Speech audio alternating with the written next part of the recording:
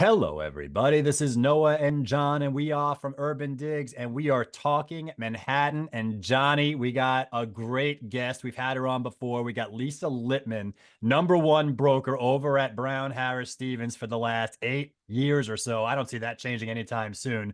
Team of five, 26 years plus in the business. I mean, she's a lawyer. She's an amazingly successful real estate agent. She's got loads of wisdom, and we got her to ourselves, Johnny, for the next 15 minutes.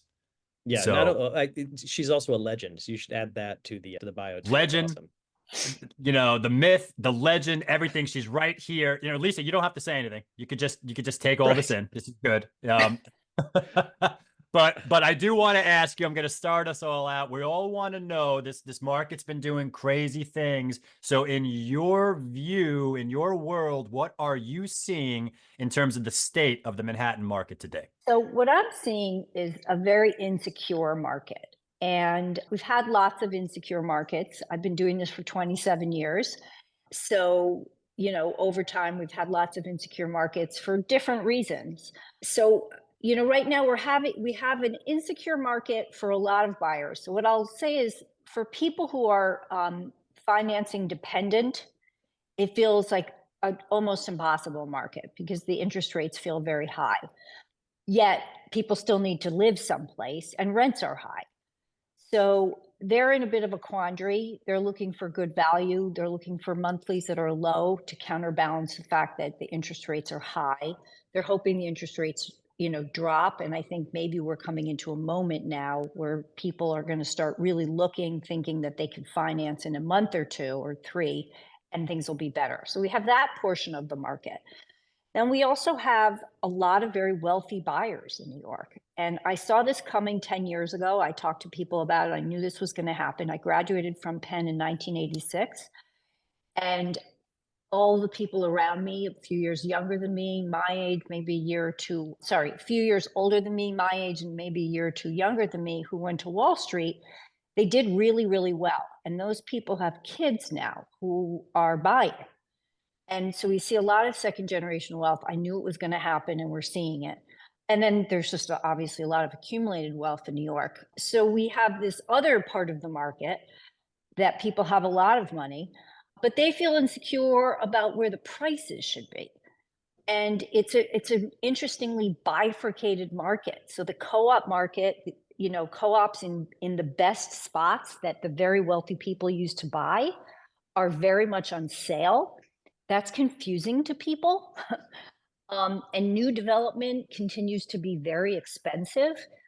And it's not in the places that people were used to buying before. So I have a lot of people who, historically would have been Fifth Park Avenue, Central Park West buyers. But now they're saying, oh, well, all my friends have bought new dev and I want a swimming pool or a basketball court. I want central air. I want huge bathrooms. I want all those things. I want to buy in an LLC. Well, most of the new dev is going to not be where they thought they'd see themselves living. And they're confused by that. So it's an interesting market. To me, it's a market that to do well in, you really need to be malleable and understand all parts of the market and a lot of parts of the city. Yeah, this is a fantastic point. And I like the concept of an insecure market because I think that does describe a lot of the sort of confusion that we're seeing. But Lisa, let me ask that on that insecurity side, you mentioned two sort of almost divergent tracks of home buyers, right? You've got the existing folks whose insecurity may be sort of caused by previous experiences in the market, sort of previous expectations of where they should live. And then there's also that sort of second generation who's starting to buy now. And I'm curious, are they seeing the same confusion? Are they confused about different things? Like, where is the root of this sort of insecurity coming from on both of these sides? I think everybody feels insecure. I think the people who are very financing dependent, who tend to be younger, often, first time buyers, not second generation wealth, they feel confused because to them the interest rates are really high. So those of us with gray hair, or those of us who color our gray hair, Or with hair. know that the interest rates really aren't that high. Maybe they're a little bit too high for a great economy. Maybe they should be a little bit lower, but they're not that high. But that's making people feel sort of poorer than they should feel, right? So that's one part of insecurity. When will the interest rates drop? What do I do? Can I stay in New York? Do I want to stay in New York? Yes, I do want to stay in New York. Like, how do I stay in New York?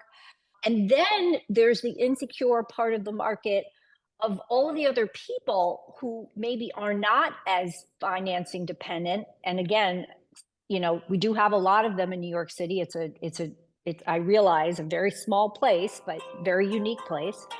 And those people are confused about what they should be buying. So the people with really big budgets, in some ways, the world is their oyster, right? Like, now they can buy big, beautiful, fancy homes in some of the neighborhoods that maybe they would have never lived in before. They can still buy big, fancy, beautiful homes in all the typical neighborhoods, but they don't know what they should buy. Because on the one hand, you'd think that people would be running to co-ops because they seem like such good value. On the other hand, nobody ever wants to buy what other people don't want to buy, right? Like, the strangest thing to me always is why does everybody buy what everybody else is buying and nobody buys when no one's buying? It's the same concept. Like, Right. To me, the greatest pre-war co-ops are on sale now. Well, take advantage of that. But I guess people feel like, well, my friend's not buying that. Why should I buy it? And then they say, well, what if it doesn't keep its value? I see these things went down. Well, the answer then is, are you going to live there for 20 years? Who knows what's going to be in 20 years, right? The world may have changed again. And you can't guarantee somebody that new development will keep its value either. So I just think that choices make people confused. And so in some ways, there's lots of choices. But then I also have to tell you, I have lots of buyers with healthy budgets who don't feel like there's lots of choices. Like, they give me a budget and there's not even that much inventory. And if you would take somebody who landed here from the moon or from Ohio or some other place, and you'd walk them up and down the streets of New York, they would think there should be thousands of choices, right? Because there's all these buildings with all these apartments or townhouses, and there's just never that much choice. Yeah. Wow. I got a whole bunch of questions. I'm going to try to limit them to a couple because I know we have some other questions to get to, but here's my first two questions. In terms of price action, I just want to talk about price action in general. Do you see us down, or do you see prices hanging on? It's just a tougher market on both sides? The prices are definitely down. I mean, overall prices are down. Where are they? So I'm going to give you a quick synopsis, okay? The last real height was 16, 17, right? The people who bought in 17, they bought at the last peak. Things started softening then. Why did they start softening? Hard to know. Probably because we had too much inventory. We had a lot of new stuff that went in the ground in 12, 13, all came out on the market in 14 and 15, did really well. And what did those developers do? They kept just raising the prices, raising the prices, raising the prices. Everybody else who was selling said, oh my God, we have a gangbuster market. Look what that's getting. I'm going to raise my prices. Well, nothing's sustainable forever. You can't just keep raising prices because, I do believe in markets, right? Eventually, the price is too high. And what also happened was at the same time, Street Easy became everybody's vehicle. And everybody was counting days on market. So now there was complete transparency. Everybody understood how to use it, and everybody could see how long things were on the market. And so suddenly around 18, the market felt a little choked. Too much overpriced inventory, not sustainable, even though the stock market was good. People maybe were insecure about the presidency, not sure exactly, probably just too much expensive stuff. And it stayed that way. And people weren't lowering their prices. They were raising their prices. They just kept pushing against it, raising their prices, and things stayed on the market longer and longer. By the end of 19, Your dog doesn't like that period in New York City real estate. By the end of 19, we were in a weird market where nobody was buying anything. It was like you couldn't do anything. You couldn't make anybody buy anything that year. Yeah, people wouldn't buy anything. And that pushed into, of course, the beginning of 2020. Just before COVID hit, people got smart. They started lowering their prices a little bit, and we had transactions happening. And then we had the lockdown. And then I would say So if you would have gone from the height of 17 to January of 2020, we probably had dropped almost 10%, but for sort of an unknown reason, except for what I just explained. Then COVID hit. By September of 2020, we were down 20% in general. By the spring of 21, after vaccinations came in, it was like a spigot opened, right? People had been home, they needed more space, they wanted to spend money, they hadn't done anything, they needed a home office, whatever it was. If people don't buy for a long time, suddenly then they buy. Spring of 21, we probably gained back about 10%. And that continued that way until the interest rates came up. And then it just kind of pulled in. Things stayed that way. So probably again now back to 10% down from 17. And in the last year or so, I think we've been sputtering along there. So I would say we're probably down 10 to 15% from the height of 17. However, pre-war co-ops are down a lot more than everything else. Interesting. Because people are not paying for things that need renovations, building that needs renovations, et cetera, et cetera. Is that why those pre-war co-ops are not selling? Oh, yeah, Yes, just the co-op structure, perhaps. Yeah, so it's a few things. So number one, the cost of doing renovation just is so crazy high. That started pre-COVID, went crazy through COVID, and now it just has stayed the same. So the cost of renovating is a lot. People have become very savvy about how long it takes to renovate, right? So the cat's out of the bag. So now people really do a lot of research. It used to be people saw a beautiful gut job, well priced with a view. They'll be like, I'm buying it. Awesome. Sign on the dotted line. Then they brought their contractors in. Nobody does that anymore. People bring their contractors in before. They find out everything before. Suddenly they've gotten a year and a half estimate and $1,000 per square foot. Suddenly that doesn't seem like such a good deal anymore. So, everybody just does a lot more research than they used to. Now, that's always true in a market that's not gangbusters, right? You give people time, they don't feel like there's a gun to their head, they're going to ask more questions. If something flips and our real estate market gets better and people have a gun to their head, they're going to sign quicker. But right now, people do a lot of research and they're not interested. Everybody wants to be in quickly. Yeah, I just want to jump in and say this was a amazingly brilliant summation of what's basically happened since 2017 through now. I think you really summed up the entire market. And it leads me to my next question, which is you have this wealth of experience, right? This couple decades in the market, and you can talk about the entire history, pricing, supply, demand, renovation costs. I mean, it's all of these puzzle pieces fitting together. And I'm wondering how this shapes up the pricing conversation today for sellers and how the difficulty about getting through in today's market. Yeah, so it's the hardest part of our job, right? Is to price correctly and get a seller to understand what the price should be for their property. People have sometimes an emotional attachment to a property. Human nature is they think about the best comp they've ever heard of their line or whatever in their building, whatever it is, and they hang their hat on that. So when I go in to price a home, what I tell people is it's a 3-stage process for me. I do some research before I go in, then I see it, and then I do some thinking afterwards. Unless it's an easier place to comp, which is more of a cookie cutter. There's been a lot of trades of that kind of a home, but we don't have too much of that, and certainly not in the market that I work in. And when I do come up with a price, I look at a bunch of things. Don't just look at comps, because comps are past history, right? It's previous data that if it's not yesterday, it sort of doesn't matter. That's number one. Number two, you need to know what's on the market right now. You need to know what the competition is. So that's the piece that's the hardest to figure out. And I think it's the piece where most brokers make their mistakes. And the third thing is my gut.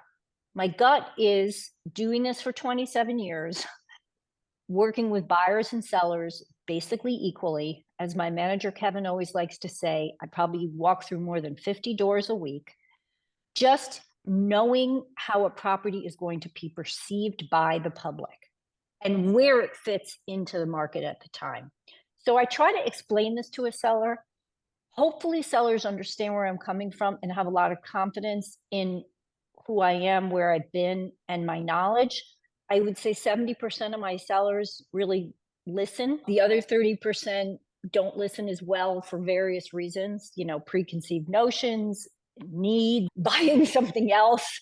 We often get the argument, yeah, but I need this much money because I have to spend that much money on the other side. And, you always want to say, well, if I was 3 inches taller, my life might have been better. I might have been better at basketball in high school, but it didn't work that way.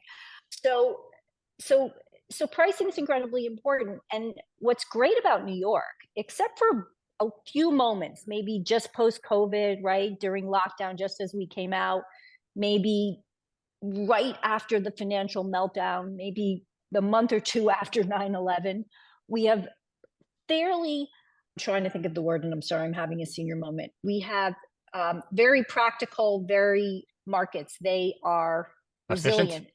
Efficient. Thank you. Yes. Efficient markets. Thank you. Efficient markets, meaning if you price well, I always tell sellers, if you let me do my job, which is get your apartment ready, make it look as pretty as it possibly can, take gorgeous photos, do great marketing, price it correctly, show it when people ask me to show it, I'm going to get what it's worth. Your job is to listen to me on all of those things. Give me access, keep it cleaned up, listen to me on pricing. We will get what it's worth because there are buyers out there. The way we market things now with the internet and everything else, everybody knows about everything, right? Sellers often say to me, oh, I'm not sure you're marketing enough. That's why we're not getting the price. Sorry, doesn't work that way. If it was so simple, I could just do more ads and now I'm going to sell it. That's not how it works. It's people have all the information. When I started in this business, everybody relied on their broker for all their information. What did the last trade sell for? Oh, what did it look like? All those things. None of those things, everything's out there. Everything's out there to a degree. The negative of something like Street Easy and all the transparency is that sometimes buyers think they know more than they do. So they'll say, well, this seems overpriced because the last sale was XYZ and it looked like this. And then, that's where we're still important, us as brokers, where I can say, well, I saw that apartment and that apartment looked great in photos. It wasn't so great as you think. The bathrooms were really old. That living room faced a brick wall, whatever it is. But buyers do have enough information that, if you overprice something, they're just not going to bite. Right. I mean, it's a numbers game, and it's not about the amount of ads you put out. It's about the numbers around the price. I mean, we are such big fans of pricing it correctly because all the data shows if you price it correctly, it moves. And I don't want to say instantaneously, but it moves within 30 days, a very reasonable amount of time. You get the highest and best price. You're out the door. You can move on with your life. And I just want to have a peek behind the curtain, Lisa. I have to ask you, because you mentioned that sellers are certainly anchored on whatever comp that they think seems to sold in their building, usually at a higher price, usually a completely different layout, line, et cetera. But it was years ago. But it's like, you know what? These people got X. I want to get X plus a little bit more. How do you have that conversation with the seller to sort of guide them back into the reality of today's environment? So, what I usually say to people is look, I'd love to get you the highest price possible. I'd love to be that hero. It's good for you. It's good for me. It's good for my, my reputation, all of those things. But, the fact is things are worth what they're worth. I try to explain to people that overpricing, the reason why overpricing doesn't work is that because of the efficiency of our market, buyers who have a certain budget know what they should be getting with that budget. And if you overprice, you bring in the wrong buyer. And this is the conversation I have with people. So if somebody has $5 million to spend, they look at least 20 properties before they buy one in general, okay? By the time they're ready to pull the trigger, they know what $5 million should get them. If you have a property that's really only worth 4 million and you price it at 5, and the people coming in have 5 to spend, and it's not what they want. It's not big enough. It's not in the right location. It doesn't have enough light. It's generally things you can't change. You can't make that place into something it's not. So that feeds into the conversation where sellers sometimes say to me, well, Lisa, you say it's overpriced. Why isn't anybody making a low offer? Because we've brought in the wrong buyers. The people don't want your property. They don't want it at a lower price. They just don't want it at all. Nothing wrong with your property. They just need another bedroom.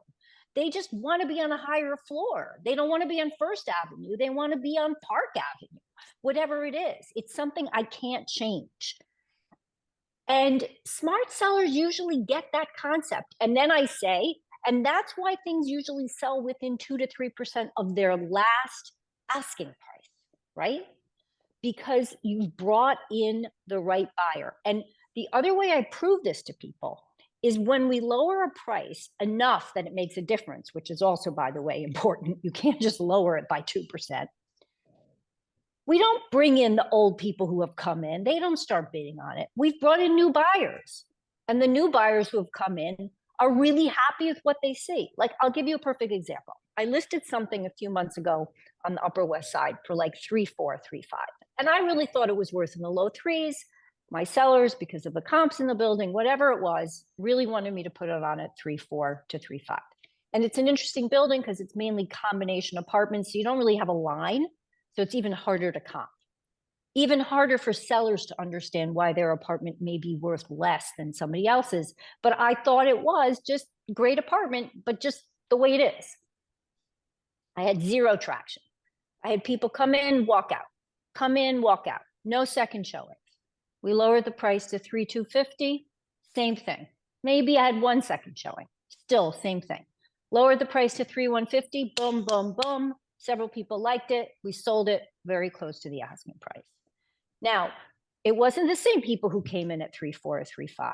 Now what happened is the people who came in at 3,150 were people who really had about 3 to spend. Maybe they were going to push their budget because it was such a great location, which it was. They walked in, they're like, you know what, I'm stretching because this is my dream block.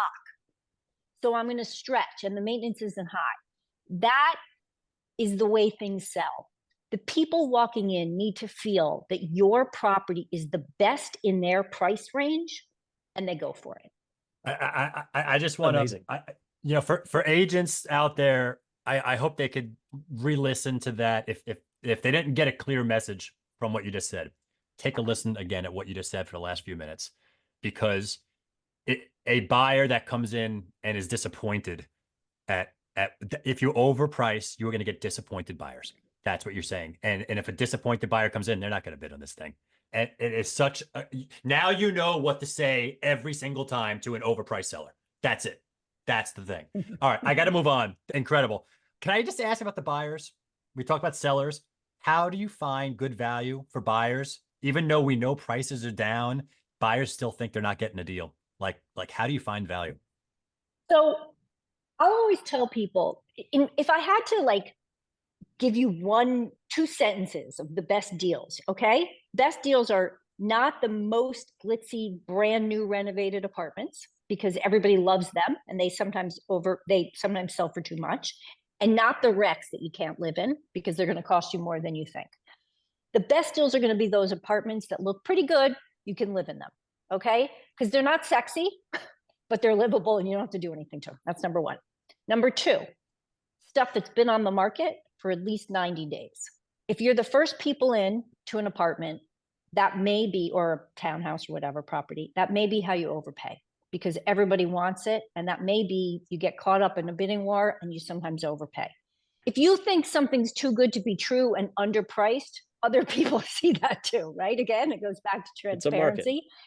Exactly. And then that's how you sometimes get caught up in the, highest and best. You pay more than maybe you should, blah, blah, blah.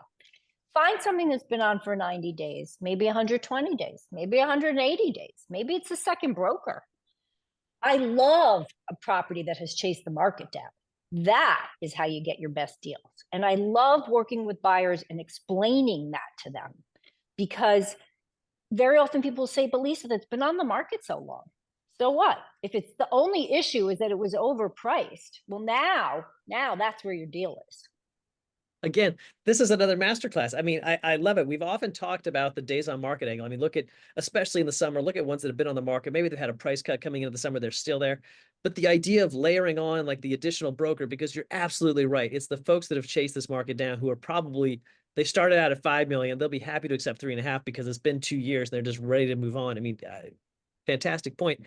Now, I do want to ask you, I know we're running short of time, but I got to ask this because you mentioned this earlier about the idea that there's this bifurcation in terms of what people are doing. It's no longer the Park Avenue pre-war co-ops that are hot. It's also the new devs. But new devs come with their own set of circumstances. I'm wondering if you could sort of tell us about some of the realities of a new dev purchase these days. Yeah. So I think I love new dev for all the reasons people love new dev. And I hate new dev for the reasons that nobody talks about. Okay. So number one, it looks fantastic, right? You walk in, you don't have to do anything. It smells fresh. The gym is beautiful, all that. So the first thing I want to say is you are seeing new dev on the best day of its life. Okay. The best day of its life. It's like a brand new car. It's like a brand new couch, right? 2 years later, it's just old. It's just 2 years old. And some new dev keeps its value and ages well, but a lot doesn't. So that's number one, just be careful. Number two, hidden costs, right? There are no curtains. There are no shades. There's no lighting. The lighting system and the switches, nowadays everybody wants automatic. So as soon as you buy new dev, you have $100,000 to $400,000 worth of hidden costs of all the stuff and closets, all the stuff you have to do that you didn't think about. So people forget that, and that's important, right? You buy an apartment or a house from a resale seller and it's in pretty nice shape. They have curtains, they have closets done, they have bookshelves, all of those things people don't think about. Yeah.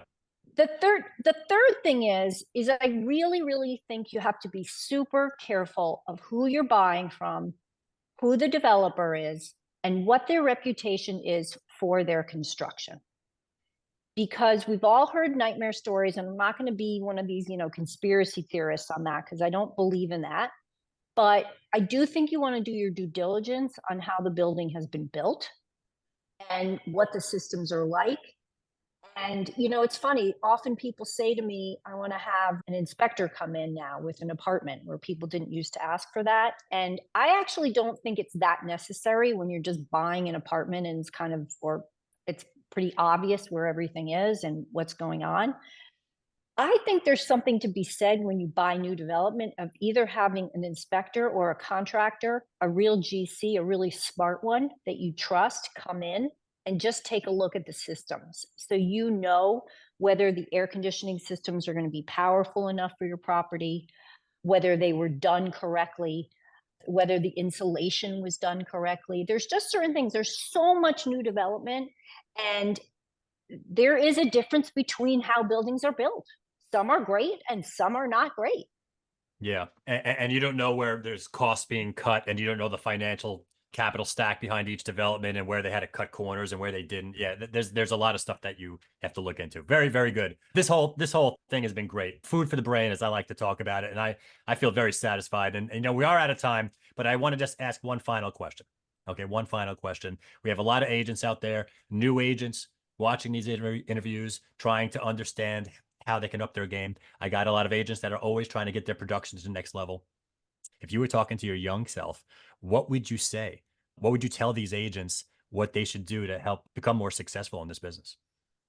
Okay. So, when I started out in 1997, I did go out on my own. There weren't that many teams, and it was fine. Like, it was good. I was a 33-year-old person. I was a lawyer. I had worked really hard before. I sort of and I didn't have any expectations. It was like, if I sold 2 properties a year, I was going to be really happy. I had been a stay-at-home mom for 2 years. And I was happy to get out of the house and make some money. But nowadays, I think that you really do need to go work with, whether it's a team or a more seasoned agent. I think you need to do that. People, again, transparency, research, everybody knows, like it used to be that if your friend became a broker and they were well connected and lived on Park Avenue, you might hire them to sell your Park Avenue home. Nobody does that anymore, right? There's too much money involved in all these things. They don't care if you live on Park Avenue. They don't care if you went to Harvard 30 years ago or 10 years ago. They want somebody who knows what they're doing. They want a track record, and they can look it all up. So I think that if you're starting off now, you need to work under with somebody who has experience. Make half or a third until you can do it all on your own. Partner with somebody. That's number one. Number two, don't worry about wasting your time. Again, I'm going to go back to Kevin. He once talked to somebody who had come to work with me who said, I don't know why Lisa's successful and I'm not getting my own clients and this and that. And he said, well, how many doors do you walk through a week? And she said, well, if I'm not busy, maybe none. He said, go to open houses, go look. If you don't have anything to do that day, get out there, go see as many properties as possible, work open houses for people, go to open houses, because you never know when you're going to be sitting next to somebody on a train, in the gym, at a restaurant, and somebody says, yeah, I've been looking for a 2-bedroom apartment. This is what I like. And you can say, oh, by the way, I saw one of those 2 days ago. So if you want to be in it, get in it. Go out there, pound the pavement, know your properties, know your market, know the city, talk to people, be friendly, not handing out cards, just be out there. I love it. I mean, this is the master class. It's if you're that waiting, simple. This has been a master class. If you're waiting for it to come to you, you might be waiting a long time. Go get it. Go get it. This has been great. This has been refreshing and great, motivational and educational. Lisa, thank you so much. Thank you so much for your time. It was my pleasure. Nice to speak to both of you guys. Thank you for sharing your Thank you expertise. very much, Lisa. That is Lisa Take Lippman care. over at Brown Harris Stevens. That is John Walkup. I am Noah Rosenblatt. This has been Talking Manhattan, and we'll catch you next time. Cheers, everybody.